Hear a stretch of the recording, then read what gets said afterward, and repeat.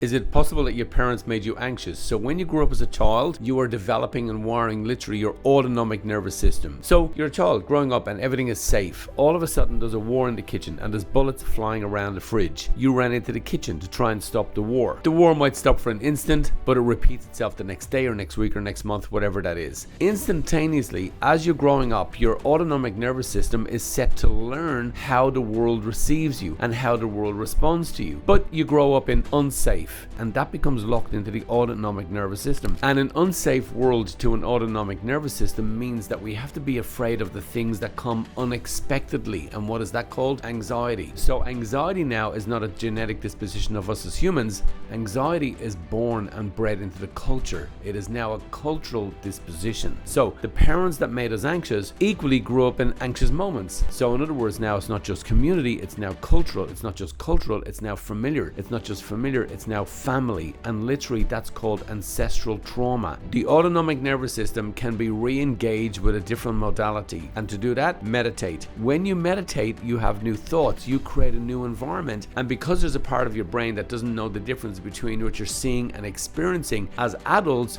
we can re-engage with the past traumatic moment and change the movie in our head to teach the autonomic nervous system that the world is actually safe. If you like this and you want to know more, all you got to do is to follow me.